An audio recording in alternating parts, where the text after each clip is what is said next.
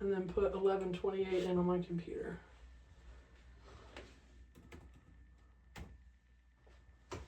Okay. Yay! Right, Are we going live? Looks like it. Okay. I feel like we're... it says live red in the corner. But when it said you can't record when you rotate. We did it sideways last month. Okay. Yeah. It says we're live. I'll take it. Yay! Fuck. We both have our murder cups. I love it. I know, I'm trying to figure this out. Your table's like cockeyed. Oh, it did it again. It's alright. I'll keep it over here. You might need to It's alright. put it on the chair.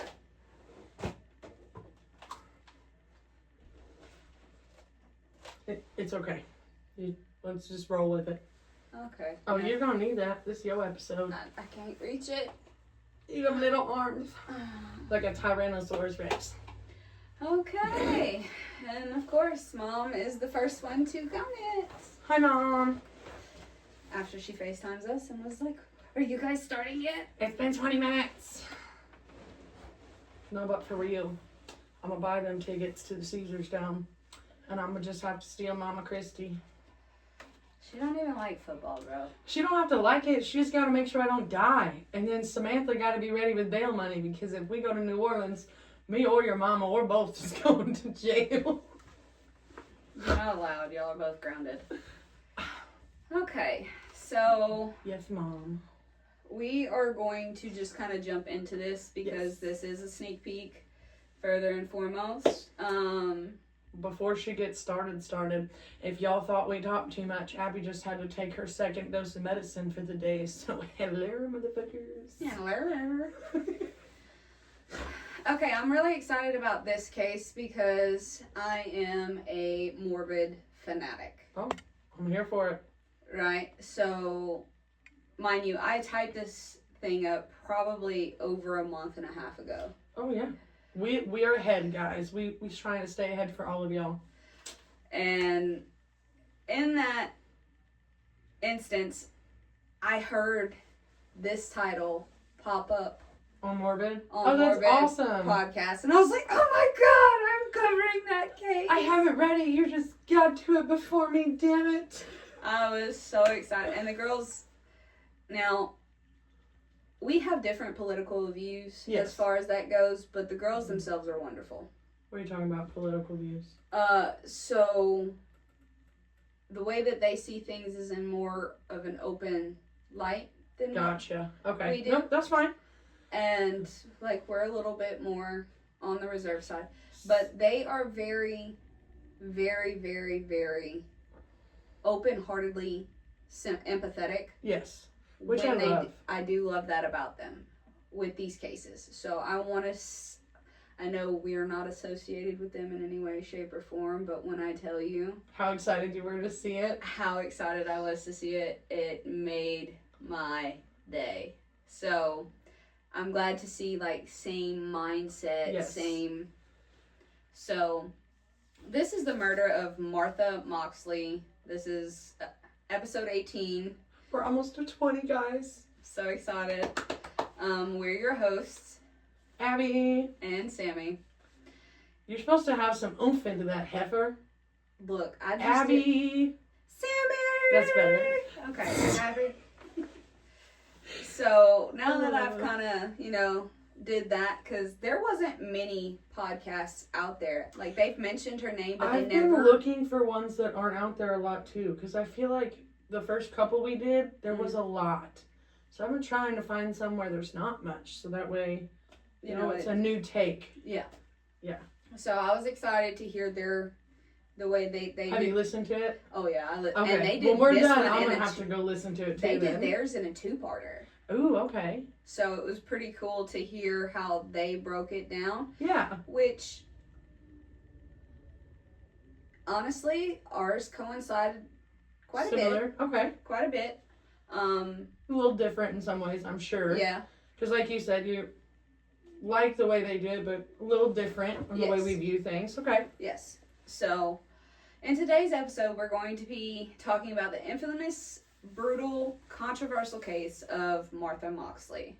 We will be going through several suspects and theories. This case is scandalous, as well as involving the Skakel family, who is known to be in direct relations with the Kennedys. Oh, I love a case like this. Oh, yes. Thank you. Give me them juicy ones any day. I know that sounds bad because we're covering abductions and murder, but I love the ones that they got some juice to them. Because, like, you can go down some rabbit holes with some juicy ones. Yes, very much so. Okay. So, Mom keeps talking, and I just looked over at the live. We cannot read that far, woman. Listen, I tell you what. The next time you come visit, or at this, I'm sure we'll be visiting you before you come back up. We will do a special Blood Beneath the Moss just so Mama can be a part of it. And she can be sitting there being our third person, reading us our comments and shit. She'd be so excited about my God. We were just talking about, before she jumps into this, we're going to start doing like a personable live. Yeah. Once a month or something? That's fine with me. Oh, I'm sure she's going to call me in too. We'll do it. We gonna get in trouble. She doesn't have enough followers to do a live. It don't matter. We gonna get in trouble. My mouth plus your mama's mouth. Actually, I love you, Mama. That's probably not a good idea. We gonna get in trouble. Sammy's gonna yell at us. Anyway, back to the case. Sorry, it's the medicine. It's the ADHD. Continue. All right. Like I said, this case is in direct literal relations with the Kennedys. This is a bit of a longer case. I'm not putting this into a two-parter like Morbid. This is, you gotta click on it. It's so stupid. How about you grab my mouse pad? Girl, I don't ever need a mouse pad for that, but I will get you a mouse pad. Yeah, because it's like funky. Get my big ass up. Sorry. Pull my pants down. I'm fixing some of fat roll and hang out, okay? Shut the fuck up. What did Mama say real quick? Oh, the mouse pad. Hello. What no aspect we got an instant. Oh, Lord. I love you, Mama. Gotta love Christy. She's amazing. I've been trying to convince Cole that I need to kidnap Sammy one weekend and we just need to go for like a weekend long trip. Oh no, if I go to Louisiana, it's a family affair because Connor will be mad, my husband will be mad, so it is a... Oh, well, just so Mama's aware and so you're aware, because I haven't told you yet, when we go for your 1 year thing, I done told Cole, I said, you're taking 2 weeks off work, 10 days in Louisiana, a day driving there, a day driving back. That gives you a day before we leave at home to relax and a day before you go back to work to relax, but you're taking 14 days That's off, what sir. We're doing. I want 10 days down there. I want to see all the stuffs, do all the crazy stuffs. Anyway, I'm sorry. See? We'll be quiet now. Okay. You good? All right. Now let's move on to the murder of Martha Moxley. Martha Moxley was a 15-year-old girl who recently moved from California to Greenwich, Connecticut. Greenwich. Yeah, Greenwich. There you go. I was like, I think the W's silent. Greenwich, Connecticut, with her family. Martha's personality-wise was vibrant, very friendly, popular. She was a sporty young teenage girl. Okay. Most people described her as having an optimistic nature. Okay. She was beautiful. So she made friends super easy when it came to this move. Okay. Not long after moving to Greenwich area, she became a part of an elite social group from the Bellhaven neighborhood. Okay. She was well liked by almost everyone she came in contact with. She was branded as a socially confident individual. Okay.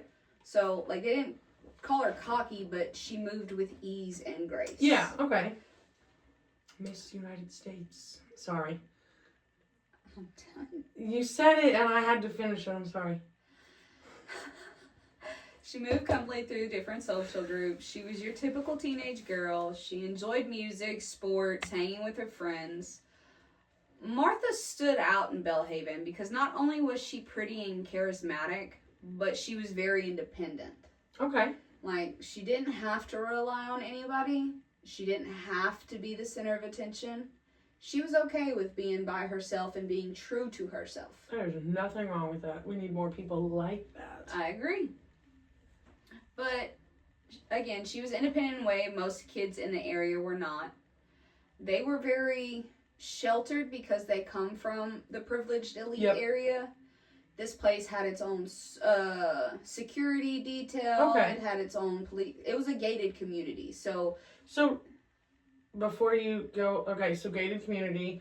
Was she from a wealthier area in California, or like did her parents move? Like, did it really kind of say what it was before she moved?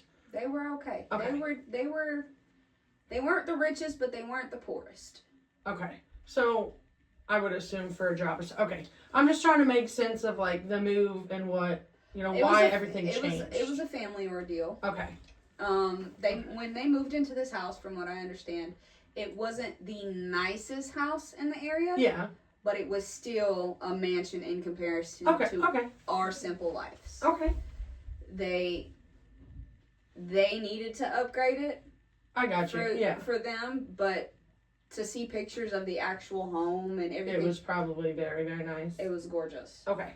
Sorry, I like to full picture. They were sheltered in ways where she was bold. Like, she didn't let the money go to her head, kind of thing. That's good, though. Yes. We need to note that key evidence now will make sense as we go through this case, so we can process it and know exactly what we're talking about and what it is, basically. Okay. So we will note that Martha's diary is used as key evidence in the breakdown of who she was as a person and the persons of interest. Okay. And what she thought was going forward in her case. It is documented in her social life, and it's highlighted what authorities call a love triangle. The love triangle consisted of Tommy Skakel, Michael Skakel, and her boyfriend at the time, Peter. Girl, that ain't a triangle, that's a square. They were talking about the boys. But we'll get into it as far as like Michael and Tommy goes. Mm-hmm. Peter was a part of an interest just because of who he was as a person, but this is just a keynote before we actually break into the case, so you understand what I'm about to present to you. Okay. Again, the only reason I'm saying this is key evidence because at the time she was a minor, so her family gave the permission to investigate the life of their loved one on a more personal level. Okay. You don't see that often. No. We've done several with younger ones where you don't see anything, so I kind of like this already. So I don't agree with sharing the knowledge to the public because it did leave a spotlight on names that should have been held to the chest. Okay. But you'll see that later on in the case as well. Okay. Of why it needed to be but didn't need to be kind of thing? Yes. Okay. So it's kind of a 50-50 on that one. All right. We will also talk about the Skakel's private investigator notes years later, which leaked that were omitted from the original statements. Is this case going to make me mad? Yes. Okay. I just needed a warning. She got a trigger warning, y'all. She also got a trigger warning me because some of these cases, man, they make me mad. So. All right. I'm preparing myself. Now let's continue with this case and get an idea of what's to come. In other words, nicely, Abby, shut up. Yes. Bellhaven plays a huge role in this case because we will be talking about, again, the elite, the rich, the powerful families in this gated community. So, describe the area we are talking about. It's very wealthy. It's a historic waterfront located in the peninsula of the southern Greenwich, reaching out from the Long Island Sound. Okay. So, this is a rich area, is what this is. Like lots of vacation home type area. Yes, and it's in an alcove. I'm talking about beautiful place. Yes. Ain't nothing we ever gonna see in our lifetime. Probably not. So. Gotta win the lottery. We want something like that. We're gonna have to win 2 lotteries when we want something like that. True. Families left the doors unlocked due to the security always being around. Okay. The teenagers in the area wandered freely at all hours of the day and night to the wealthy status that comes with living in this gated community. Like, the teenagers be seen, not heard. Yep. I see the time frame. Okay, that makes sense. Gotcha. All right. In again, this is the 1970s, which a lot of kids back then had freedoms already due to the family dynamic era. Yes. So, don't come home until the street lights come on. Girl, that was the same thing in the 90s, at least where I grew up. Facts. Into the early 2000s, too. Yes. Go ride your bike. Don't come home unless you're dying or hurt, kind of thing. Seen, not heard. Yep, I got that. Okay. Now we're on the same page. Yes, ma'am. But with the powerful families that lived there, they always provided and protect them in ways unknown to the common folks, so their reputation always looked pristine. So these kids were told to stay within their community. Yes.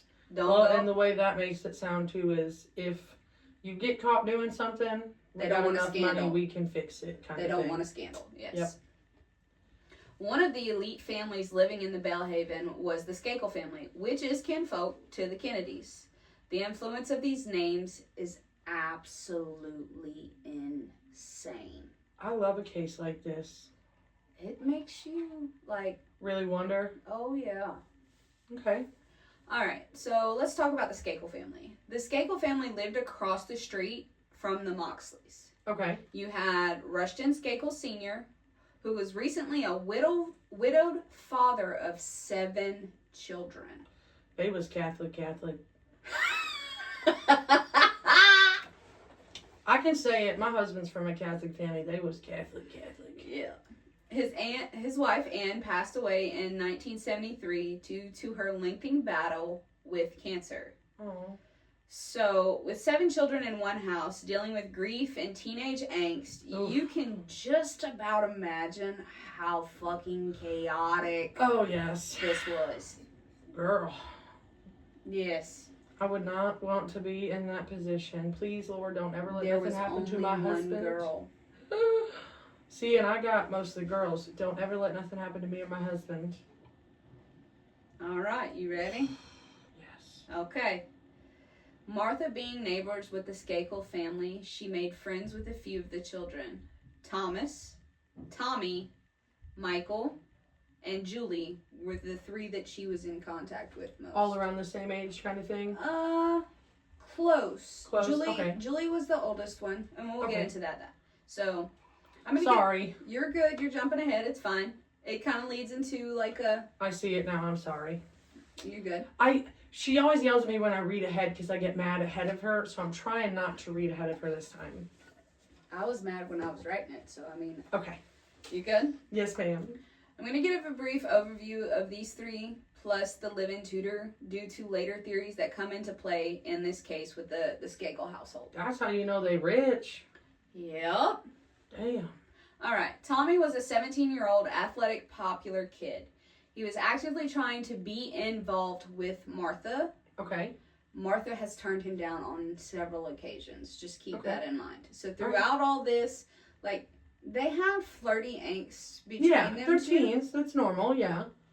But she wasn't as aggressive as Tommy was. A lot of that boy next door, girl next door type thing going on. Okay. But it's going to fuck with your head. So just focus. Martha said in her journals, her and Tommy would ride around the neighborhood and he would place his hand on her knee. To a 15-year-old girl, having an older guy look at you that way makes you feel like you're truly grown. Yes. It does. Felt that. Like you're becoming more mature than what you truly are. And then you have the younger brother, Michael. It was said that he had an intense crush on Martha. Oh, so then you got the brothers beefing with each other. Yeah. Okay. He harbored jealous behavior to his older brother due to him succeeding with the macking with Martha. Okay. Yeah. So there was a couple of make-out sessions in there? No. Wait. Just focus. You said macking to me. We used to say macking on each other, okay? Fucking kids. I'm gonna fight. So it's the common brotherly rivalry. Yes. He was 15 at the time, so he was closer in age with Martha. They were only a few months apart. Okay. It was said that he had a volatile relationship with her, though. Ooh, okay. Yes. So he was still in a If I pick on you, it's that's how I tell you, like, you know, if I be mean to you kind of thing, still that mind frame. Okay. All right.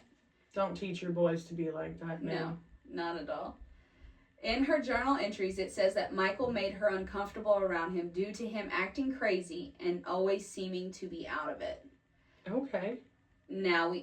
But it's later stated that he had an alcohol problem at a young age. Okay. That makes a little more sense. Okay. Like he was rough. As soon as you said it, I kind of wondered if there was some type of substance there maybe that made him. Okay. So it said that he had alcohol issues from a young age, and from I've seen in like some sources that it was more than alcohol, like it was other substances, but it's not verified in my research. Okay. So I just stick to that. Yeah. I got you.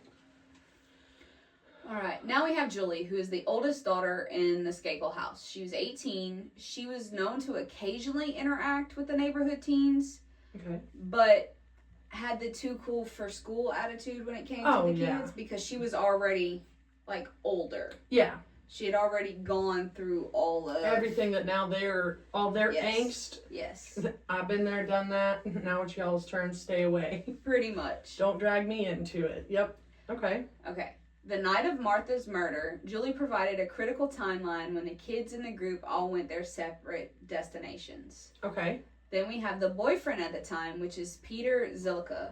He was a 15-year-old local boy who was dating Martha during the fall season. He was known to have the bad boy image, known to be moody and mysterious. He was your typical emo kid with money. Okay. So he had money. Did he live in the neighborhood too? Yes. Okay. He had. Okay. They didn't have as much as the Skakel family. But they came for money too. Gotcha. Yeah. Okay. He's written in her diary, and most of it was negative. Okay. In September of 1975, she said, "I don't like Peter anymore, and if he finds out about me and Tommy riding around together, he will kill her entries." Okay. And that's how it's stated in like all the resources that I got. It was, he will kill her entries. So Michael was volatile, but this Peter one was just as volatile, is what you're saying. I don't know if he was volatile in the sense of putting hands on her, mm-hmm. but more of like... But she felt it could happen kind of thing. More of a mental fuck as well. Okay. Okay, so you get... Yes, ma'am. All right. Finally, Kenneth Littleton, a 23-year-old science teacher who started in the Skakel household as a live-in tutor the day of Martha's murder. Wow. Dun, dun, dun. Okay. Throw that extra one in there. All right. All right. Now that we have a little backdrop of some of the names, we're going to jump in. Scene set. October 30th of 1975, the night before Halloween in the Northeastern tradition, it's called Mischief Night. Okay. It was in full swing. It's also known as the Devil's Night or Gates Night, depending on... I would say it's Devil's Night in where I come from. Weirdos. We do the crazy shit the night before Halloween. We got All Hallows Eve, and then we have Halloween. Devil's Night. I mean, I've heard All Hallows Eve too, but for us it was mostly the night before because let me tell you, the kids in my town, I grew up in a very middle class, a lot of poor too, put it that way. Kids do dumb shit the night before Halloween, before all the police is really out on Halloween. Oh, yeah. Wholeheartedly. Anyway, sorry.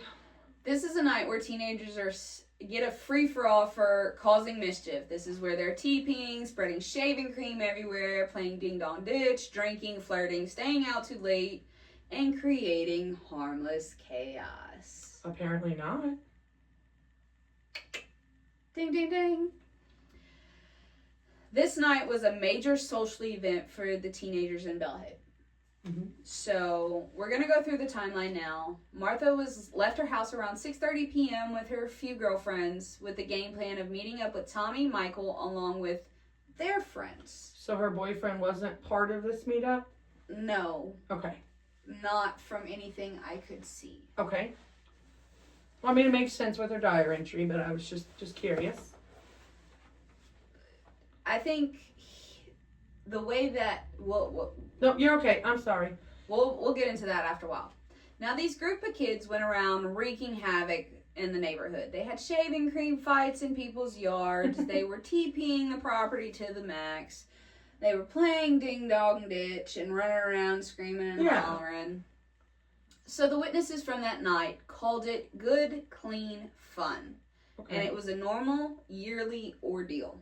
Okay. So it started off as a perfectly normal mischief night. Yeah, because you all are rich and you're going to pay people to clean that shit up instead of having to clean it yourself. Facts.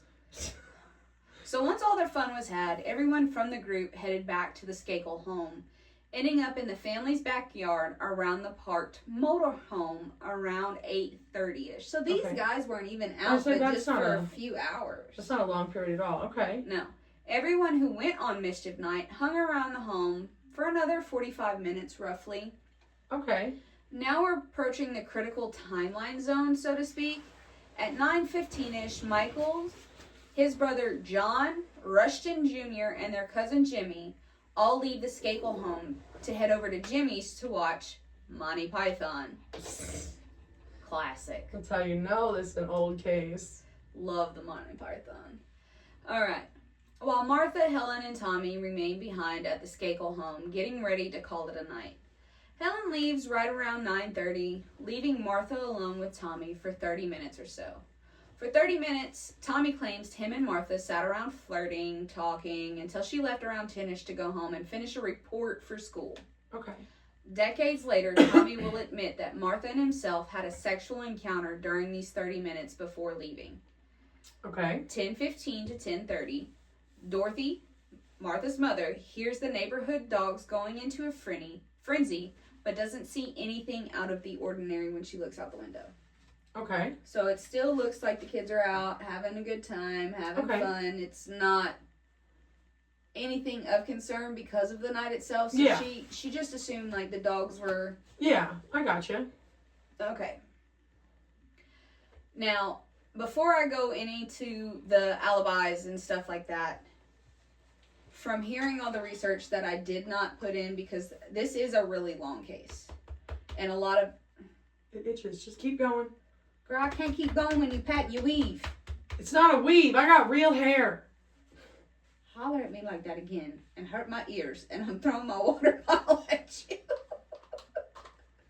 Yes, Mom. Love you. I love you too. Okay. So this will get hairy, but I did leave out a lot because I didn't want to do another two-parter back to back. Yeah, okay. So I'll break it down in the sense of it's going to get very hairy in between when we start going through. Okay. It was said during the nights through all of the friends that were accompanied on this mischief night that Martha and Tommy were flirting. Okay. It was said that... Well, I mean, from what you said with her diary, even she herself, said that. So, that they did flirt. But she was also very, like, reserved to the point, like, no, let's not do that right here in front of everybody. Okay. Like, he was putting his arm around her. He very concerned about her public displays of affection kind of thing. Yes, okay. Yes. And this is known to piss Michael off. Maybe that's why she was like that too, because she didn't want the rivalry. Yeah, part of that issue. But it was also said that it was very reciprocated to a point. But it's also said that Michael also had interests of another girl in the group. Oh, okay. So, but it goes back and forth between Martha calling Michael out on his bullshit and Michael stringing along one of the friends in the group. Ugh, okay. So he was jealous of his brother because he got the pretty girl in closer than what he did. So to me, it seems more like it was a sibling rivalry. You're older, I want what you have type of angst and lust for her. A little bit. Okay. But he also had his own thing going too. So okay, it's a little hairy. All right. And she's also made it very apparent, like, hey, I know I don't like him anymore and our relationship's going down the tank, but I still have... I'm still in a relationship and I'm not that kind of person. Okay. Yes, okay. You don't see that much with teenagers either, so that's... Yes, girl, indeed. He's a good little girl. Now the alibi comes into play. Between the times of 10 p.m. and 10:15, Kenneth Littleton, the brand new live-in tuner, is watching TV. He hears footsteps come through the house and a door slams. He said he did not go investigate while the ruckus was being made, but around 11 p.m., Michael claims to have returned home and went straight up to bed. Decades later, he changed his story upon returning home. The story that he changed it to years later, we're just going to let it fly now so you have a chance to let that sit and kind of marinate and you can make your own. He is said to, upon returning home, climb the outside tree of Martha's room and masturbated into the dark. Okay. So, weirdo. Yeah. Outside. Mommy and Daddy definitely paid to cover up some weird shit that kid did, allegedly. Yeah, but let that one sink in as we further on into the case. He says he claims lights were off, he didn't hear or see anything.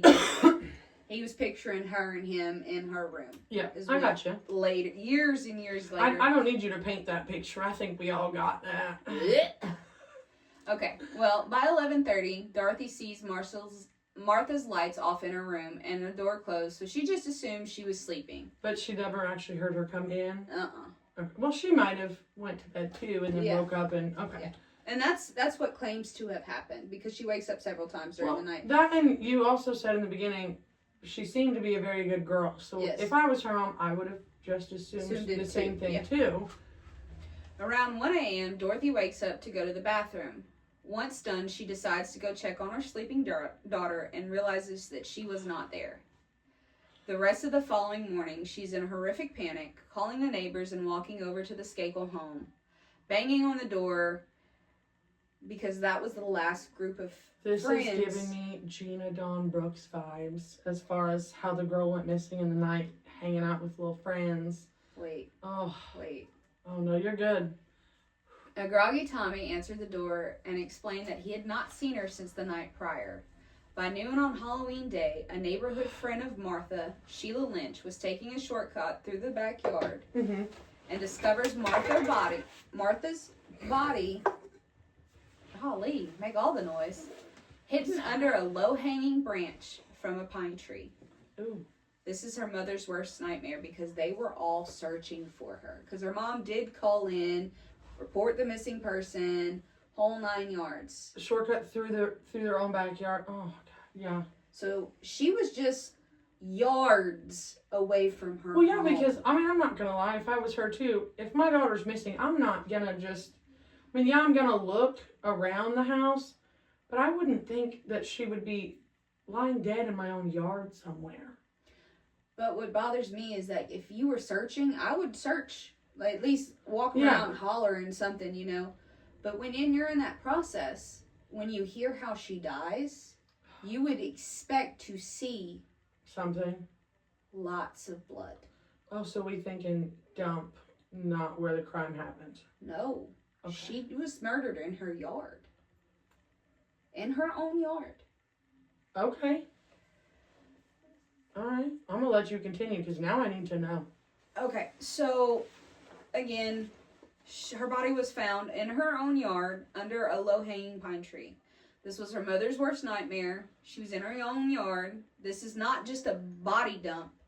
This is rage, this is torment, and it's personal. Okay. This has been noted all over. Okay. And when I tell you, I left a lot of things out because it was hard to hear. Very graphic. Very graphic, very in detail of some things, which I'll go into it some. One of those cases where they probably released too many details type thing. Well, we'll talk about the Greenwich Police Department never experienced murders. I mean, that makes sense. In a rich community like that, yeah. They've never had this kind of ordeal happen. This was the first one, and it just really... It new to them, trying to find their footing in this whole thing. And not only that, you're dealing with elite families with big names. So elite families with an immediate response of, talk to me when I have my lawyer, I'm sure. Not only that, well, if you talk to me and slander me or try to accuse me, I will ruin you. I will sue your department to no end. Yep. Not the department. You. Yourself? Ooh, well, yeah. That's a lot of rich people's go-to. Okay. So. All right. In all of this, I kind of jumped around a bit. But you're fine. Tommy and Martha hung out for a good 30 to 45 minutes. And he's claiming it's just talking, it's just flirting, it's just... For a while, right. And then you said later he changed his story. But that we'll dive into that as we go. I kind of jumped ahead on that one just for the simple fact is I knew how Keep this in your mind now. Yeah. You knew I'd ask questions. Yes, very much so. So we're going to talk about the murder scene. It's very graphic, and I've cut it back a lot. Okay. And I feel like it's almost a disservice to her, but in some ways that it needed to be, because when I read it, I felt like I was... You could picture all of it. It was so detailed. That, and it was... Like, I felt like she needed her privacy because of how she was found. Oh, okay. Okay. All right. Very graphic, so if you're squeamish, please fast forward. Again, I did cut out. If you're watching live, walk away for a minute if you're squeamish is what, If you're watching later, fast forward. If you're watching live, walk away for a minute. Yeah. So, Martha's primary attack site was near her family's driveway as she walked back from the Skakel home around 10 p.m. The killer struck her in the back of her skull, shattering her head, then striking her in the front of her face as well, as so hard, leaving imprints of a rare Tony Pina No. 6 iron golf club. It shattered into 3 pieces. She was hit so hard. And it wasn't just a couple of times. This was a repeated, vicious attack. Okay. And then you have the shaft of the head flying over 100 feet away when the police found that one. That's how they were able to determine that it was a rare Tony Pina. Are they sure that it flew away, or whoever did this didn't? No, because the force of the hit forensics were able to determine that the last blow flung the head so far away in the rage. And again, do you not have to know how much rage you have to shatter a golf club into 4 fucking pieces and send one flying over 100 feet away? Do you know how much rage you have to have? Girl. And this is cutting down. This is watered down. Yeah. When it's over, I want you to tell me all of it. Okay, I will. It's probably going to make me mad, but I want to know. The force is ungodly. The attack itself was savage. So savage that the brutality of it all shocked the local investigators of Greenwich Police Department. That wasn't even the security detail. That was over Bellhaven. This is the actual PD that's seen it. Which, I mean, makes sense. You said they never experienced it before, but again...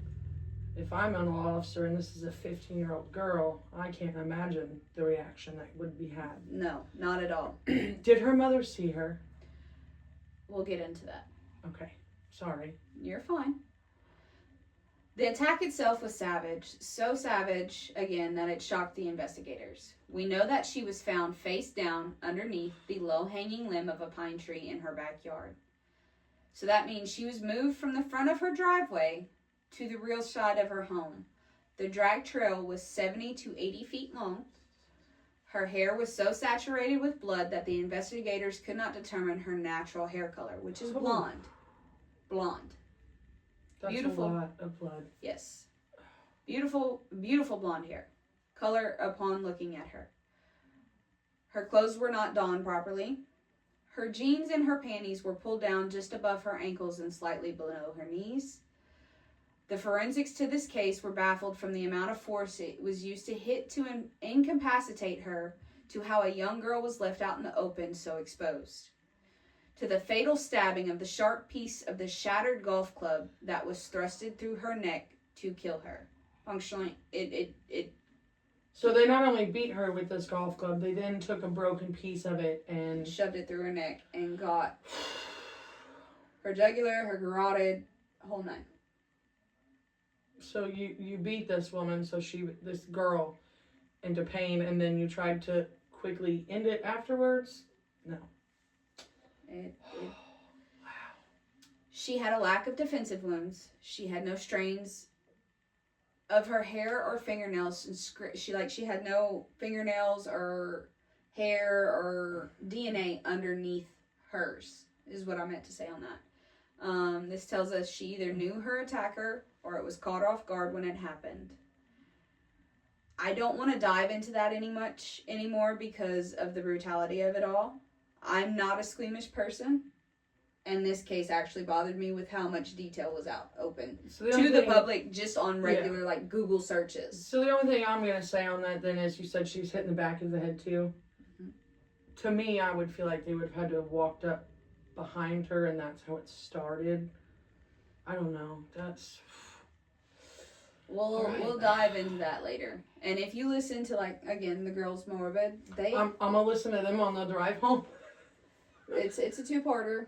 That's fun. I cut mine back down because this case, everyone has a case that bothers them. This one's yours? This one's mine. Okay.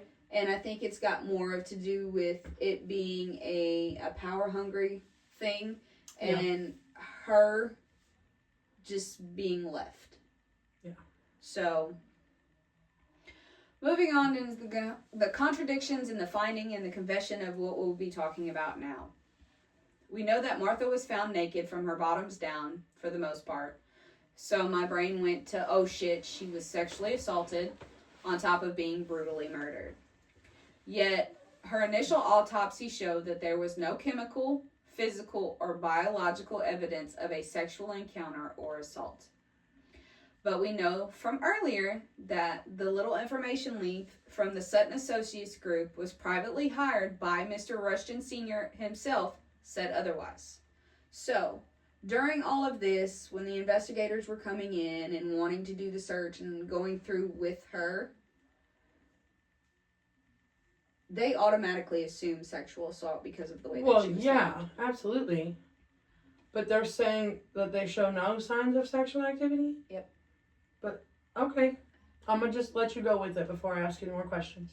So, during all of this going on, Mr. Rushton automatically is like, get my lawyer, da-da-da-da, you can't come into my house, you can't do this, you can't ask my kids. He's shipping kids off. I'm sure that wasn't the only one in the neighborhood, though, either, though. I'm sure there were plenty of other people who that was their first response. No? Oh, okay. Just the Skakel family. Okay. Again, I've watered down this case because this case bothered me, but I'm glad that there's more cases out there. Well, there's more people covering her case. Yes. And her name's getting out there. I'm doing the best that I can with it, but 15-year-old little girl, brutally murdered, brutally attacked, killed in her own front yard is something that kind of fucks with your head a little bit. Yeah. So, in this process, the Sutton Associates groups were privately hired by Mr. Senior himself. Yes. Years and years and years and years later, we'll have a information leak. This information leak will contradict the first alibi of Tommy, the first alibi of Michael, and in the comparisons of what Mr. Rushton did to protect his boys. Okay. His boys. The first one was Tommy's words during the 25 to 30 minute window of alone time. After, this is not the first one, I'm sorry. This is the second one. This is from the leak. Tommy's words were during the 25 to 30 minute window of alone time that he and Martha had, is where things got a little bit of heat and heavy. He pulled her jeans down to below her knees and above her ankles. His words. Claimed they started to have a sexual encounter, then randomly stopped. She left alive. The autopsy concluded no sexual intercourse of the first ordeal. Okay. But forensic analysis said something definitely started, but it was interrupted. So when they had somebody else go through the DNA, because they took swabs, they did all of that. The second time that went through, there was saying something definitely took place, but maybe not the full effect. Okay, I got you. Which is a contradiction of what the first statement he made was. Okay, but this was a different person who did the second run through of the forensic analysis. Okay. So makes you wonder if Mr. Rushton paid some money. You ain't found shit. You don't know shit. You're talking about Greenwich. You know, there's some. I am all about cops. I am not one who thinks that all cops are bad, but I do know that there are some bad ones out there. That. Well, also having the Kennedy name behind you. Exactly. Ain't nobody gonna do whatever these people want. Yep, to stay on the good side and maybe get a little back scratch later. So, this alignment of statements to the findings that go with the hidden timeline Tommy was preventing from getting out. So, like, the first timeline of Tommy was, oh, we just hung out, we just flirted, we just had our little moment. Yeah. When the decades later, when this leak happened, tells a whole different story. Yeah, it does. So, Dr. Henry Lee stated that the bloodstains in her clothes at the time of her discovery said that she was already partially nude when she was beaten to death. Holy crap. So this is a homicide related to sexual assault. Now we have the murder weapon, the rare Tony Pina No. 6 Iron Club. Investigators found 3 of the 4 pieces of the club. Upon going to searching for the last piece of the club, they found a whole matching rare set found at no other home but the Skakels. So, like, there's a whole set missing the number 6 out the Skakels home. And it's a whole rare set. Okay, so ding, ding, ding, red flag. Following? Yeah, I'm already, like, churning a theory in my head and I don't like it. All right. It was out in the open, just like it was nothing. Investigators then dug deeper to find out the clubs belonged to the late Anne Reynolds Skakel, the mother of the boys Tommy and Michael. So both boys directly had access to the clubs. The picture is becoming a bit clearer when this discovery is made. You have Michael, whose first initial thing was he went to his cousin's house. They watched Monty Python. Yada, yada, yada. He came back, and then he climbed Martha's tree and masturbated in front of her. So there's a sexual reference there. Right? There's your first one. Girl, I'm already turning something real fucked up in my head, and I can't wait to tell you. The second one is Tommy and Martha were flirting, having their moment, having their little fun in the sun, and then she's like, oh, no, stop.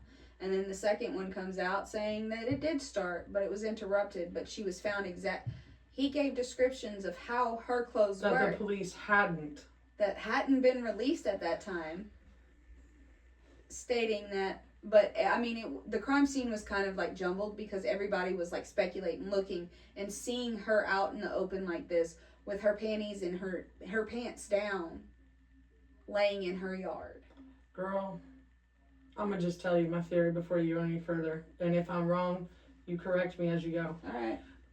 I think their sexual encounter happened when little Tommy walked her home or whatever, and the brother really was in the tree, and he saw it, and he got pissed off.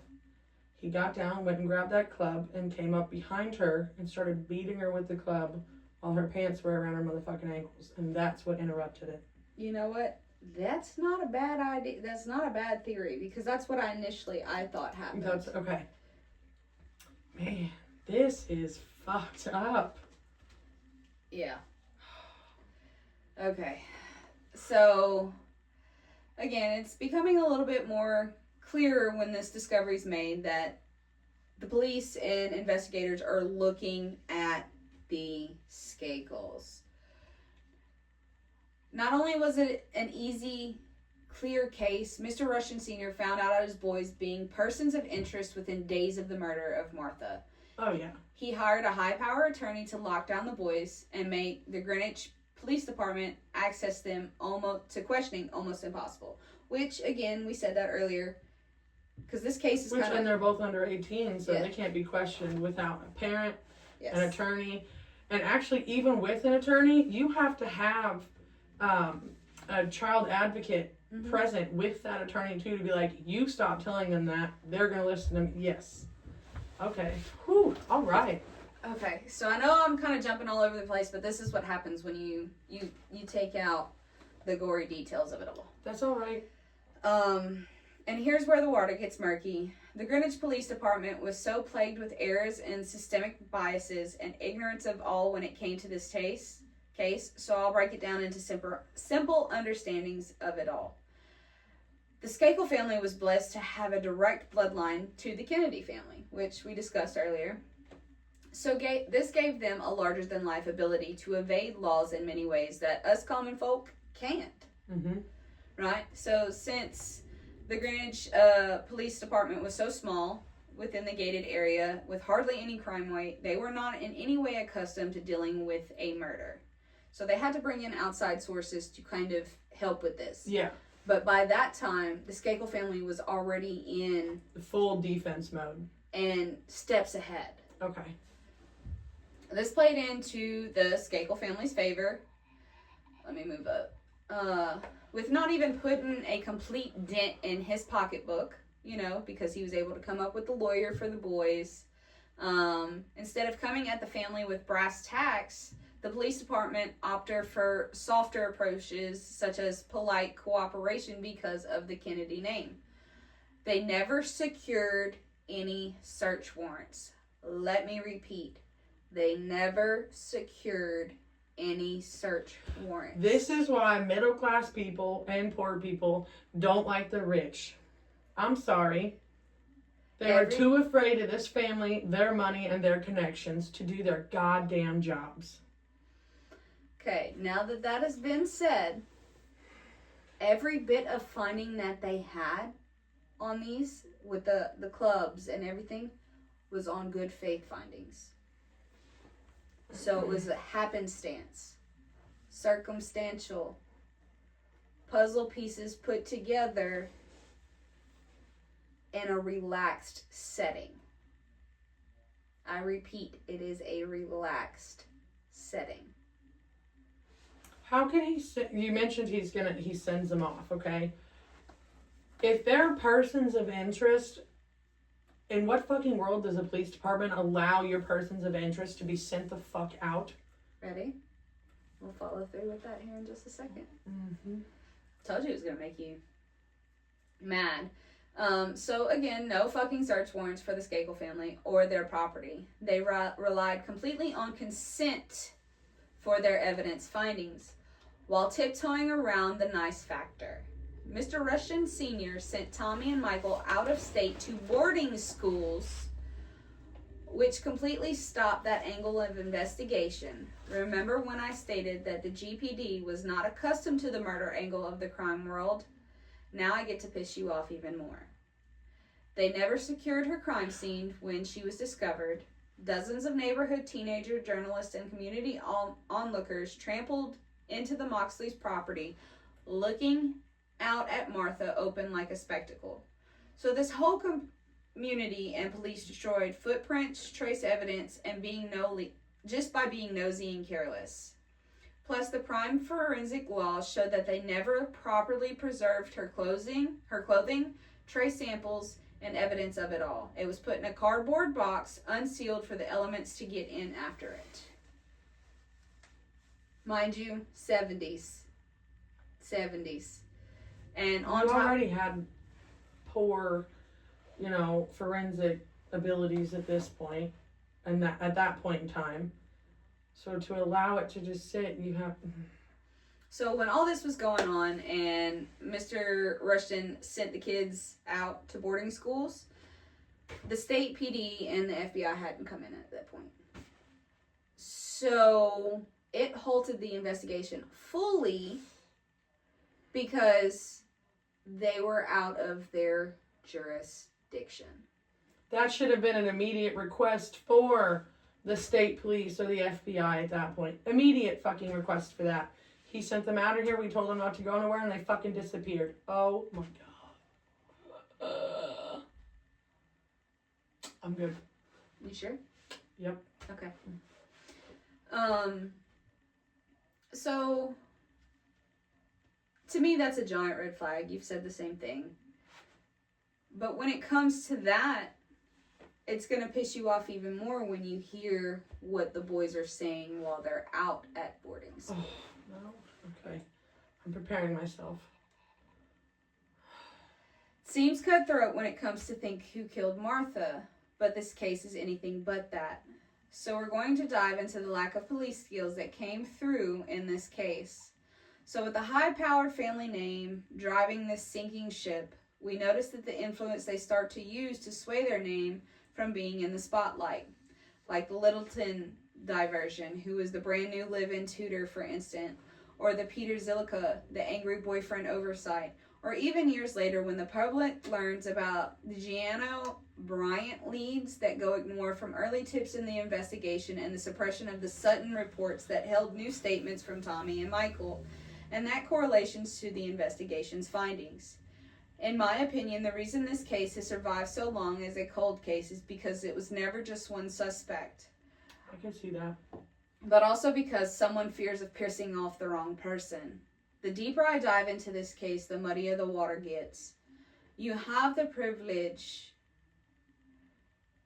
you have the unreliable witness statements, the broken timelines, the teenage chaos, and the investigation failures. So here are the theories that make this case a complete and utter sanity mindfuck, however you want to put it. Okay? So the way that I set up this case isn't like I normally set up cases. Yeah. I noticed. This it's alright though. I like this. This one's a little all over the place just because of how I found the information and how I wanted to tie it together. Okay. Here, looking at it, hearing what you know right now, Tommy and Michael are our main suspects. Okay. Right? You've got Tommy being right there saying that he had the little fling with Martha. Yeah. You've got Michael, who originally covered his ass saying he was at his cousin's house, and then later on finding out through the Sutton report that he was yanking his meat outside his window. Real quick, that Sutton report was like actually pretty close to their initial statements. It was just like you said, leaked years later, or it was... No, this was... When going through the Sutton reports and they actually were able to sit down with the Skakel boys, it was years and years. I had thought, since you said it was leaked, that it was close to when they made the first statements and it was just held back. So it was years and years after Martha had already passed. Okay. Now, decades later is when... They start to change. No, that's when the leak happened. Oh, okay. Oh, so the Sutton report and the leak are two different things. Yes. Okay. Sorry. I thought they were the same. Sorry. No, I'm sorry I didn't clarify that earlier. No, you're fine. So the Sutton report is the private investigation group that came in. Okay. It's the Sutton's associates that came in and did their own investigation with the boys. Okay. Something had came up and there was like a new highlight on Martha's case. Mm-hmm. And they wanted to do it kind of thing, or were they hired? No. So the Sutton was hired by Rushton. Follow that. Okay. That was to protect his boys in the whole bullshit of... Okay. Oh, you did it. Oh, you did it. Oh, you did it. The public accusations that continue to happen. Okay. So Rushton hired this private investigator group to come in. Hoping to exonerate his boys kind of thing. Hoping. But things had changed and it got held towards... The chest. Yeah. That never got out until decades later. Okay. I'm talking about decades later. Okay. As far as Martha is concerned. Yeah, so this case was in the 70s, so one was... They did the investigation group probably about... They got the gist of it, I think, 3 to 5 years after. So we're looking, these boys are in their 50s now. Yes. Late 50s. Early 60s. Early 60s, somewhere. Yes. Okay. So Well, no. They'll be mid-60s at this point in time. Oh, yep. So, mid-60s, early 70s, depending. Yeah, depending on which one. Yeah. So, in that process, Sutton had already obtained these new confessions that never were released to the police.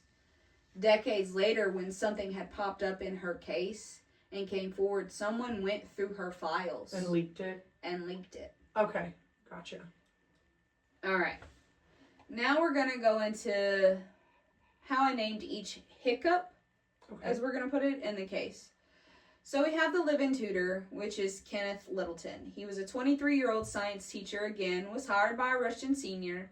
He was meant to be the order of the chaos of the 7 motherless children and to help them excel in their studies. Okay. Investigators developed tunnel vision when looking into him as a suspect. They pinned his motive as opportunistic or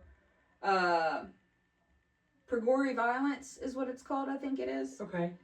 By a stranger entering an unfamiliar environment. So he had the chance to let his world just kind of hang out because he was the new guy. No one knew him. Yeah, no one knew nothing about him. Okay.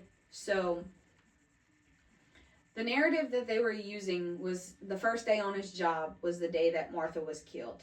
He had no firm alibis for the exact hours of her disappearance. They spent 10 years following him, wiretapping him, giving polygraphs, following him across state, trying to pin him as the murderer. So, like, this guy was a live-in. He was an au pair, right? He would go into these homes and being like, okay, let me help you. Let me teach your kids. Let me do this. Let me do that. And each place that he traveled to, the cops followed. So, like, they had tunnel vision on this guy because his first day... Yeah. Which I can see it, too. If you're going to give in the community, Greenwich community, the money involved with these people, and being the police department, where I'm sure the money that involves these people funds their police department in lots of ways. Yeah. With donations. It makes sense that they would zone in on someone who wouldn't affect their donations and the way they do their jobs. Yep, very much so. This man had no record or physical evidence that could link him to the murder, besides that he was he was in the wrong place at the wrong time. He was in the home. He did have access to the clubs, but what does a 23-year-old brand new au pair living in a house with 7 chaotic children on his first night want to do with anything? I was going to say, I get why they followed him and zoned in, but I just don't see it. I don't either. I don't see it. But he was eventually cleared. Yeah, but you said they followed him for a decade. I mean, yeah. To be that man, imagine the things that man probably lost along the way, opportunities, different things, because they had tried to portray him in this way. The lost wages, the loss of probably a social life of any kind, people's trust. That sounds like a lawsuit. You said it. All right. Now we have the angry boyfriend angle, which is Peter Zillica. His profile was a 15-year-old boy who was romantically involved with Martha. He was described as the complete emo kid. He was moody. He was volatile. He was your typical bad boy.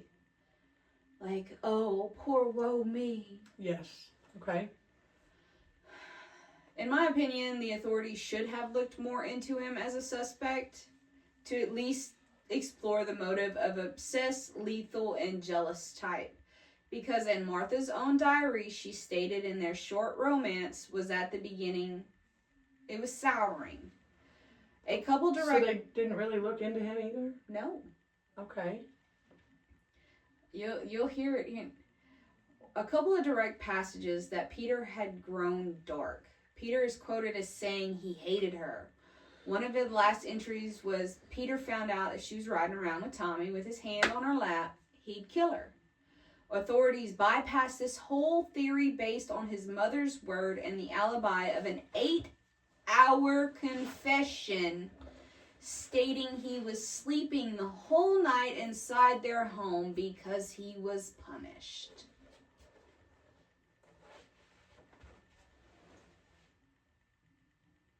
So you're just going to take...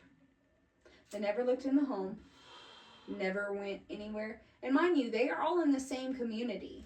They're all friends. I was going to say, if they're friends and ever, at any point, that makes sense too. The au pair, tutor, whatever, said he heard footsteps.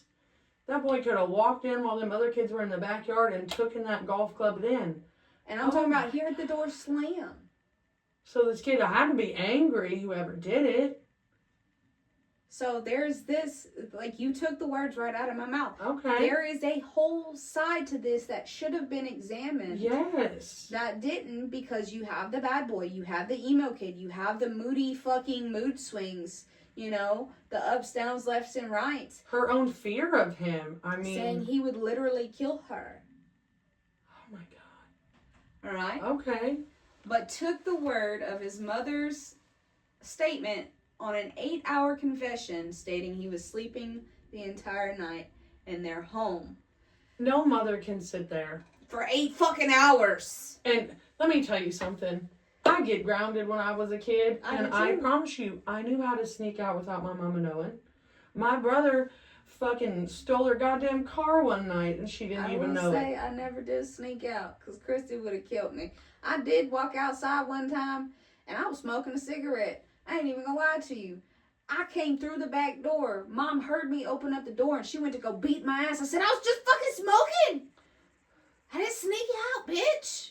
But no mother, we've seen this in a lot of cases. Yeah. No, not just a mother, no parent can sit there and definitively say, unless you were sitting there by his bed all night long, can you know for a fact that that boy was in his bed the entire time?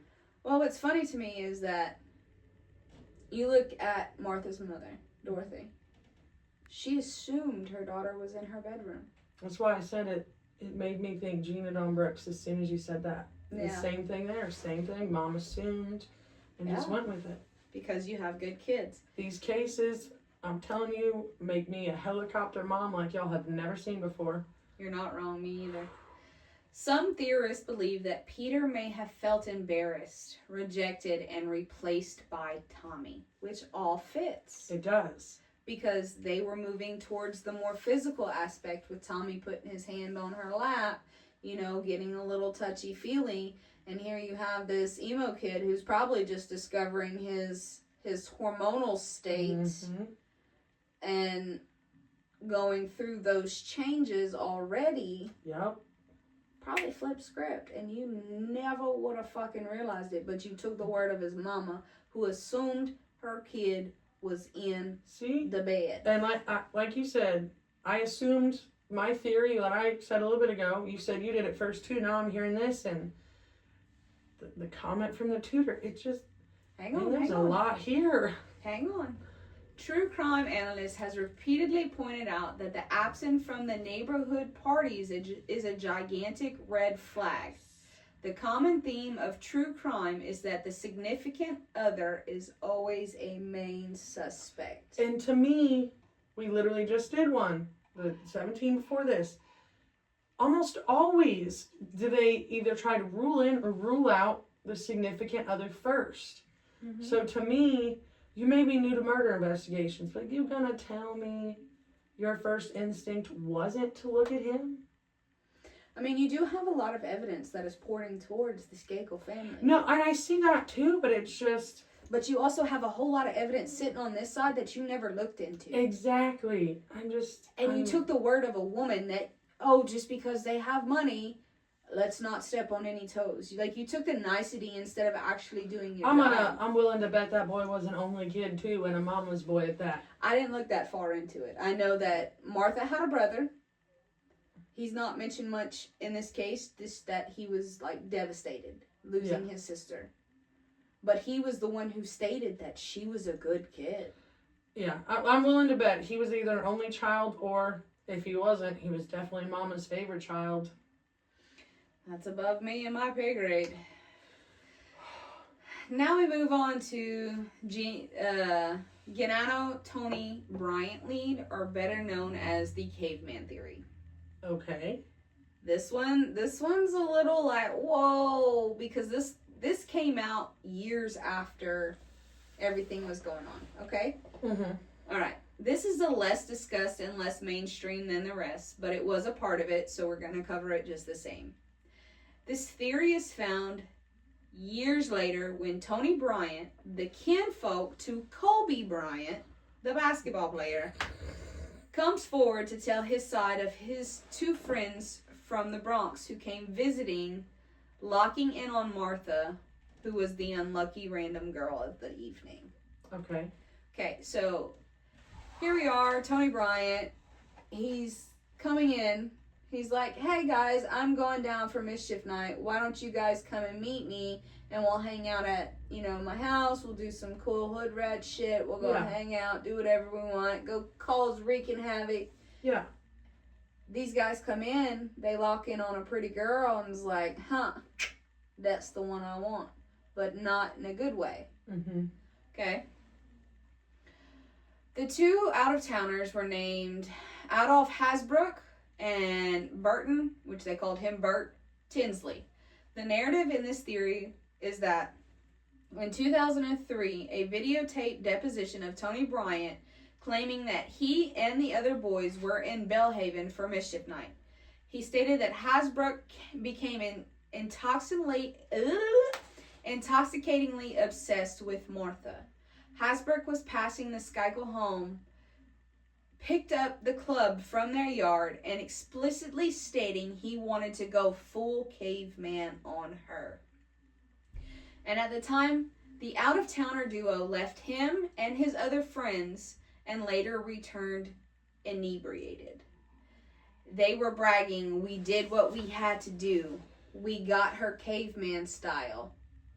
Are you okay over there? Okay. I gotta pee. Do I need to pause? No. Go pee. It's okay. Okay. I'll tell you when I have to. All right. These guys denied total involvement, and the police noted the total absence of forensic evidence ever placing them in Greenwich. Which does not mean much in this case, but... Obviously not, when you didn't investigate half of what you should have. That's what I said.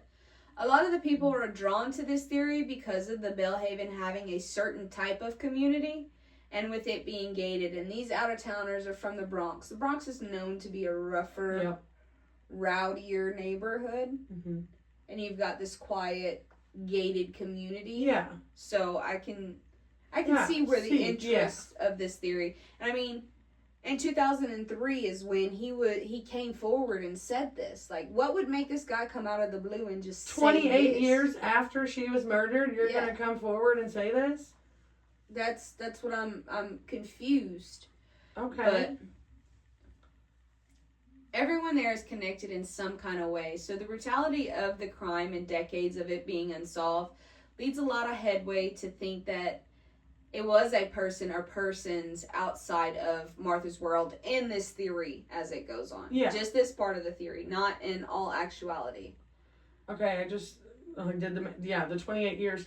To me, you waited 28 years to come forward with this. Also, those seem to be some pretty competent, directions of what they said.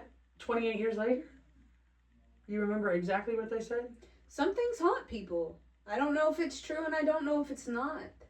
I can't say if it is or if it isn't. I mean, I definitely would not put this theory out at all. I wouldn't. I mean, I wouldn't put this out of, an option. It definitely sounds plausible. It really does. It's just, it's the 28 years thing that's got me why wait? Why wait that long? True. But, okay. But, I mean, we've waited years for Deathbed Confessions to come out. Don't get me started on those. So, how can we do comparison? Maybe it just ate at him for that point and he couldn't take it anymore on his soul. I can't say what it is and what it isn't. Right? It's true. It's true. All right. Now, last but not least, the suppression of the Sutton report into clearing or hurting Tommy and Michael. The hidden brief report that the Sutton Associates group tried to hide, and this all started in 1992 when this all took place. Okay? Okay, so 17 years after the murder, or 17 years? Yeah, 17. Yeah. I had to do the math, sorry. 17 or 18, close.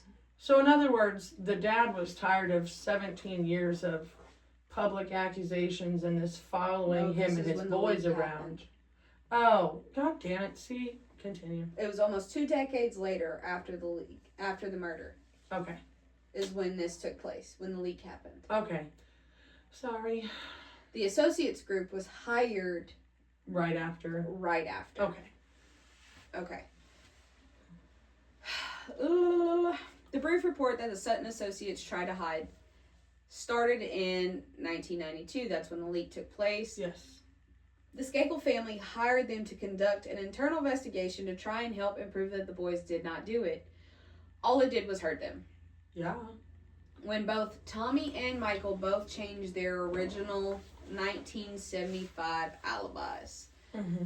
The Skakel family tried to hide this report, but somehow it got leaked to the Greenwich Police Department almost a full 20 years later. It was almost 18 years later, like almost to the day that it was leaked. By this time, it was devastatingly late to the investigation, and they had to navigate new waters because of the minor to adult standpoint. Okay. Michael Skakel was the prosecution's main target after years of not being the center of the case.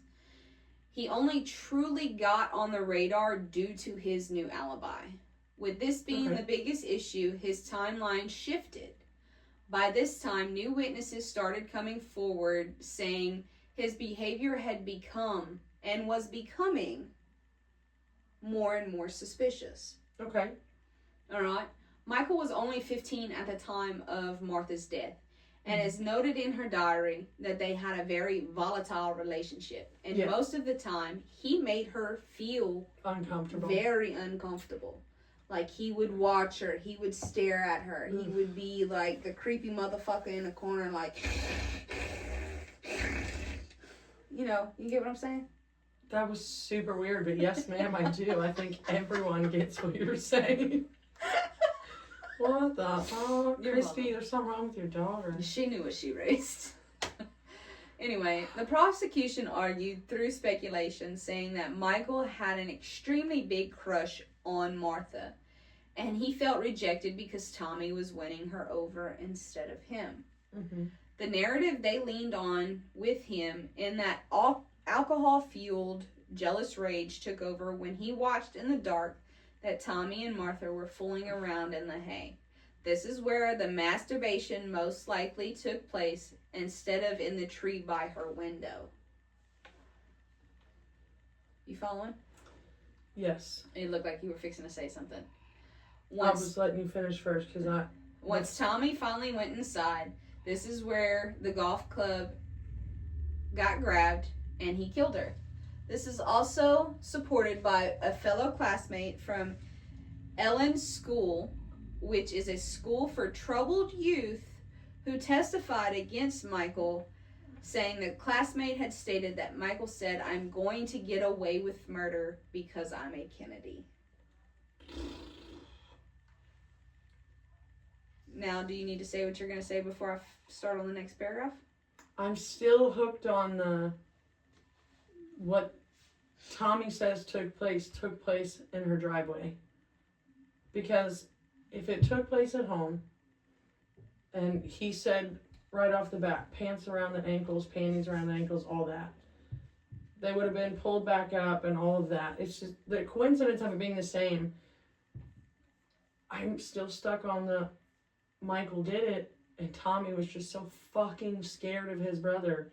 He just went along with it, never said a fucking thing. Tommy's the older one, though. You would figure with him being the bigger brother, it would be able to be a more of a, hey, knock your shit off. And that don't mean shit in some instances. My older brother's older than me, and he sure as fucks act like he's 12, and I got to be the mother of the group.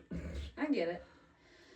Now, Tommy was the defense arguing side. He was the popular 17-year-old jock who had known temper from damage to his frontal lobe and a sports injury.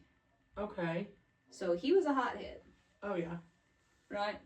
He was known to always get what he wanted type of guy. Okay.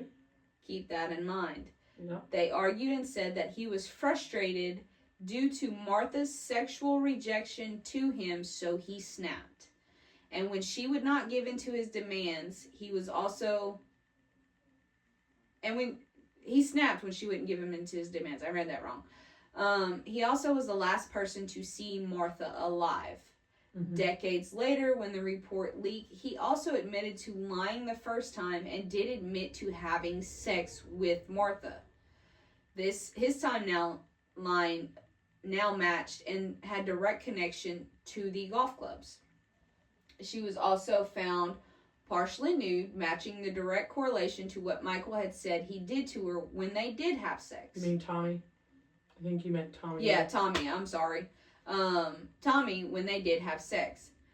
Many theorize him having that godlike teenage personality. The big man on campus energy? Yeah. Okay. It made him impulsive and act out in violence when he did not have the answer he wanted. Now, mind you, this is the defense arguing against prosecution, saying that this is what happened. So this is actually in the reports, in the court statements. This is two brothers going back and forth. Their lawyers arguing against the other brother. Damn, yes. Okay. I would have hated to have been that daddy in this situation. You're not fucking wrong. But, again, that just shows you what kind of father you truly fucking were. To have both of your boys being accused of murder. In and a very sexual vicious, assault. Yes, in a very vicious, violent way. And using their dead mother's golf clubs. Yeah. That really gets me. You used your dead-ass mama's golf clubs. Oh, my God. Because you were told no. Anyway, this showed a personal side with the sexual fixation and the emotional explosion to what we see on Martha's body. Which, to me, I feel like either one of their defenses could have argued the same. On both sides. Being told no argument. Yeah. Yes, on both sides, because you have Michael, who's the volatile one. Just seems Tommy's used it first kind of thing. Okay. And then you have Tommy, who's the perfect golden boy, always getting what I want because they're not always perfect. Fuck no, they ain't. But in that aspect, that's what they're portraying. Okay. So you see this whole new side, and it's brothers being pitched against brothers because of somebody's shitty fucking behavior and lack of parenting skills. Because they never told these spoiled rich kids fucking no. Mm. And I said what I said. I don't give a fuck if they're I'm not going to argue at all on that. I agree. I don't give a fuck if they're related to the Kennedys. Them Kennedys ain't got shit to do with me. So, it makes sense because both of them, again, have the sexual fixation and the emotional explosion case that can be verified into either one. Yes. The early years of this case, it was Tommy who was the target. Rightfully so, because Michael is totally ignored because he was said in the initial statement that he wasn't even there. He was at his cousin's house. Yeah. Watching Monty fucking Python. Yep. Right? Okay. Then you have the backfire of 1992 with the leaked report. By 1998, the state charges Michael with murder because of the witness statements stating that I'm going to get away with it because I'm a Kennedy. Hang on. Reading ahead, I gotta stop. Yes, so we cover cold cases. Stop. All right. He fucked me all up. In 2002, Michael's attorney tries to keep both boys safe instead of going after Tommy to clear Michael's name. Michael is convicted and sentenced to 20 years in prison. In 2018, after spending 11 years in prison, Michael's new lawyer filed several appeals in his favor, stating it was a constitutionally deficient defense and moved that his conviction be overturned. Lo and behold, it was. As of now, 2026, Michael is a completely free man of all of the charges being dropped, is now in a multi-million-dollar lawsuit against GPD, and all investigators saying that they were framing him. They manipulated and fabricated statements to get him locked up. Tommy was never charged and can never be prosecuted due to the statute of limitation for non-capital crimes of a minor dating back to 1975. The combination of the state's loss of forensic evidence gets this jackass to walk free and live a quiet life out in public's eye. Martha's case is still hauntingly unsolved because of ignorance and neglect. It is dealt with family wealth and power connections. Privilege is what's keeping this case from being solved with the right person. I personally think Tommy killed Martha and he let his brother take the fall. I can see it. Because you give me details of you actually having sex with her. I can see it. There was a struggle. The dogs are making noise. She's telling you no, and you didn't get the answer you wanted. I see Tommy being the killer. I can see it. No one ever believes the loudmouth, obnoxious kid. They always believe the popular jock. Michael was the loudmouth. Michael was the obnoxious. He was the moody, the volatile, the grieving child of, my mother died. He was angry all the time. You know, he was more poor, pitiful me, Yep. Woe me. Could he have that in him? Yes, because he was moody and angry enough. But do I see him doing that to the one that he truly wanted when he was stringing their friend along? No. I see it being Tommy because he was told no. But my thing is, if Michael was up in that tree masturbating like he says, he didn't hear nothing.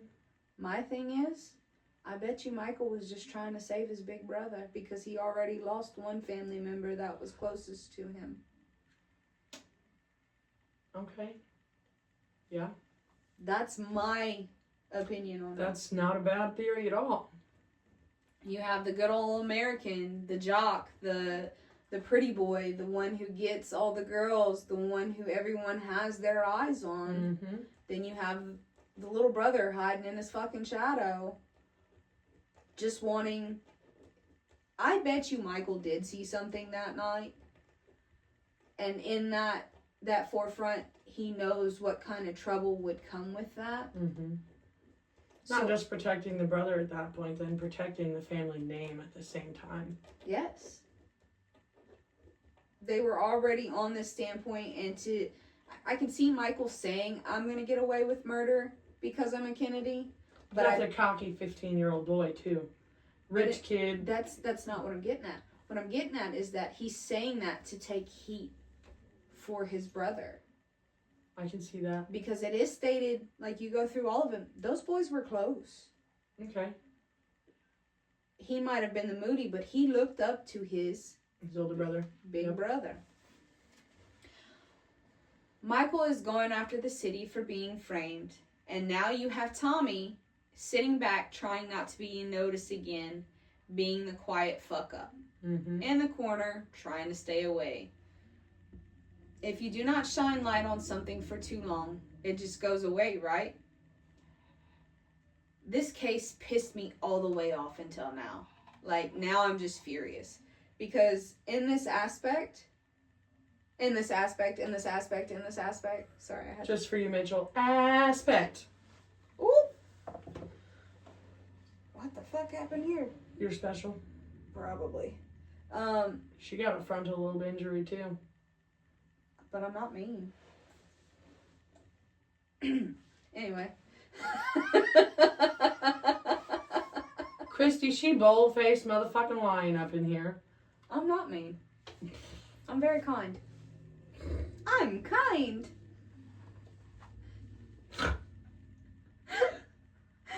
Oh, fuck me running. Fine in front of your face, maybe. No, I'll tell you, fuck off in front of your face. I don't care. Oh shit. What I get with this whole thing, and like I said, I did cut out and water it down a lot, so hopefully it's not too terrible. And I did do this case differently than when I do normal cases. I liked it though. It was kind of a change of pace from the way we normally do it. I liked it. I wanted to kind of divulge into making it feel like we were actually being a part of that timeline. I know I might have taken a lot of it out, but some of those details that were in those timelines, to me, didn't even seem relevant. I'm not saying that they are or they're not, but to me, like, oh, at this time, we were by such and such's house, you know, throwing eggs. Things like that don't need to be brought out. Yeah. But you also look at it. You're in mischief night. Mm-hmm. How many people were out running around and did not hear anything? Exactly. That's where I was kind of trying to figure out, like, you did this right there in her front yard. Or by the driveway, whatever. How close to the road of the driveway? How close to the house in the driveway? How, you know what I mean? Like, what was the visibility level? All of these different things that, like, if these kids are out running around, you know, causing their mischief, nobody saw it. Nobody heard nothing. She was dragged between 70 and 80 feet from the initial murder site. It's so weird. Yeah, it is. To me, it just seems like a case of the name, the money, and they knew they could get away with it, whichever one it truly was. I do believe that it was Tommy. I do, wholeheartedly, because he got, I do wish that there was an investigation into the boyfriend at the time, just to, like, really definitively rule that side out. Yes, because there's also the angle that because I went over this theory. I didn't write it down because I just went over the theories that are actually falls to the case instead of putting my personal twist on it. So my personal theory, when I was looking over Peter and I was looking over Tommy, I feel like Tommy and Martha were embraced in that sexual encounter. Mm-hmm. And I feel like Peter saw it. I feel like Peter made a scene and went back. When I was initially going through this case, let me rephrase that. Initially going through this, I feel like Peter could have had something to personally do because they were all friends. Yeah. They were all in the same area. Circle, yeah. He had access to the golf clubs were just supposedly like right there in the garage. Like, and the garage door was open. Everybody was going back and forth, you know, wreaking havoc, doing whatever. It wasn't like it wasn't accessible to somebody else. Yeah. It just so happened to be that it was the Skakels. Mm-hmm. But I can also honestly and truly say in my heart that I feel like, yeah, Tommy and Martha might have been flirting. They might have, but she was also significantly younger than him. Mm-hmm. And if you have all these kids drinking and doing whatever on this mischief night, maybe he was more pushy than what she was comfortable with. Yep. And when she told him, no, I don't want to have sex with you, he got mad. He started doing it anyway. He started taking it upon himself to pull down her underwear, to pull down her pants, to take what he felt was rightfully his. Mm-hmm. How many times have we seen it throughout? If you don't reprimand your child and tell them no now, that when they get older, it's going to become more forceful. And then when they get older than that, no's going to turn into rape or no's going to turn into something else because somebody didn't do their job to teach these kids right from wrong. Exactly. No means no. And if she told him no, he got angry because he was not accustomed to hearing the word no. Yes. That's just my opinion. That's how I feel. Something I just want to add to this. So at the beginning you had said she herself described it as a volatile relationship with Michael because of the way he treated her. First of all, daddies, do not fucking teach your sons that being mean to a girl is how he shows her that he likes them. And second of all, mothers, teach your fucking daughters that a man being mean to them and treating them like garbage is not a fucking good thing. I agree. And the way I look at it, my husband's mean to me. I'm mean to my husband. But that's our flirting relationship. Exactly. But that's different than the way I took the way she described it as a volatile relationship. The way that I took it when it's described as a volatile relationship, I feel like it's more or less he wanted her, he couldn't have her. He was that creepy dude in the background. Okay. Yeah. You don't need to do the noise again. I wasn't gonna. I feel like it was more or less I could see it being a jealous rage. I could see it going to that terms, but I don't see that as his character, because he's more, look over here, look at me, I'm telling you, you've got the wrong guy, I'm not this, I'm not that. He's being a loudmouth about it. Okay. And I know if I ain't done shit wrong, motherfucker, I'm gonna tell you I ain't done shit wrong. Exactly. If I fuck up, I'm quiet about it. Yeah. I'm sorry. I don't want to say this, like it makes you feel like you got that knot inside your throat. Yes. You just kind of want to fade away from the forefront. Michael's not doing that. Michael's out in the forefront. Tommy's the one who's fading into the background. Yep, that's true. Trying to stay the quiet. So the way that I look at it is, this dude's hiding something. Yeah. It's well, and the way his alibi was one and then changed, it's fucking weird. Well, both of them changed. So, but again, but his with the coincidental way that she was exactly how she was found with her panties in her, and that wasn't released information. It's a little shady. If he was fucking her, I mean, you're 17, you're 15. My daddy told me a long time ago, there's things in the world you cannot stop. The sun from rising, teenagers from fucking, and death. That is Jay Goto's words altogether. And this was back when I was a teenager. But my daddy never treated me like a pretty princess. No, treated you like a grown-ass man. Hello, Samantha. He did. And I'm grateful for it, because the things that he has taught me, I've used in real life. Yep. Mom, we say it all the time. Mom tried to raise a lady, but daddy won. He raised a bitch that don't take shit from anyone. Same thing. That's the running joke, right? Yep. But because of those things that my daddy taught me, yep, it opens my eyes into ways that, granted, I love my mom, I love you, but y'all don't think the way that I do. We think similar in some aspects, but most of the time, your brain's going this way when my brain's going that way. But your brain goes like this because it can't function no more. Have you met yours?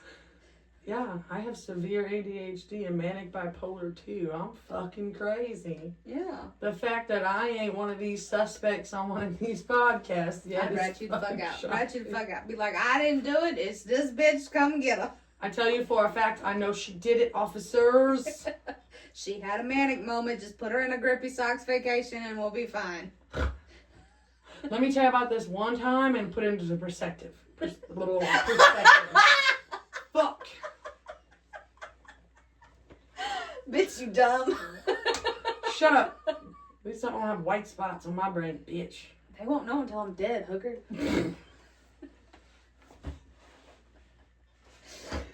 I gotta pee. Don't make me laugh that hard. But like I was saying, and the way that my brain works and the way that I break down things is a lot different than how you look at them. Like how you were jumping way before that my brain jumped. Yeah. Things like that happen on a regular, and it comes to a point where you have to be a voice of reason and common sense, which lacks horribly in this case, and most of our lives, really. Hurt my ears. Oh yeah, mine are too. We're getting ready to wrap this up. Good. But common sense is always a lack. Yeah. In these cases, and I'm grateful that I got taught what common sense was, because you have to think rationally. You have to think probably. You have to think outside, but before, you know, the tip of your gross back right here. You can't just leave it right here. Yep. You have to see the bigger picture. And when it comes to people with money and cases and fame and name, you don't get that because you're scared of hurting somebody's feelings. Mm-hmm. I don't give a shit who you are. I cut you, you bleed red. You cut me, I bleed red. Yep. That's just how it goes. Your money, your lack of money, your skin color, The day your religion, you stop none breathing, of that motherfucking matters. the day you stop breathing, you shit yourself just like everybody else. You're not wrong. Oh, shit. So, I don't give a shit if you have money. I don't give a shit if you have fame. I don't give a shit if you think you're 10 foot tall and fucking bulletproof. I don't give a shit if you think yourself the god of glory. Because again, at the end of the day you stop breathing is the day you shit your britches just like everybody else. Yeah. You can't take none of that shit with you. You Nope. can't do none of that. So, why does it matter? Something was terribly done wrong to this woman, this young woman. Yep. She deserves the justice, and you can't have that because of somebody scared to hurt somebody's feelings or say the truth over a fucking name. That's ridiculous. My opinion, I don't care about everything else. Yes. But, yes. Anyway. Anyway. You can go follow us on Blood Beneath the Moss Linktree, which is posted on our TikTok page. No, it's not on our TikTok page because TikTok, we don't have enough followers yet. It won't let me put a link in our bio. Oh, well, I'm glad you So let me on our know that. Facebook page. There's the Linktree, which you guys are on there following. You can, it would really help us if you liked, followed, and shared. And when you go to rate us on like Apple, Spotify, Podbean. If you don't like us, lie. Give us 5 anyway. Yeah, what she said. But yeah, there's still an ongoing case with this. You can still Yes. contact. It's Okay. active, but it's Yeah. cold. So like they're not actively investigating it. Yeah. You can always contact them if you think you know more to read. Yeah. The only bad part about it is we can close the case, but we can never convict the case. Yeah. That's what sucks. So, with that being said, guys, Thanks for watching. and don't forget, the 1st is coming up Yes. right around the corner. You're going to get a bonus episode with that. Yes. And we hope you keep listening. Hope I didn't piss you off with my talking. I pissed everybody off. I don't give a shit. So, But for real, I'm about to piss my pants, so I'm closing the shit. all right. Lovely. Love you Thanks, guys.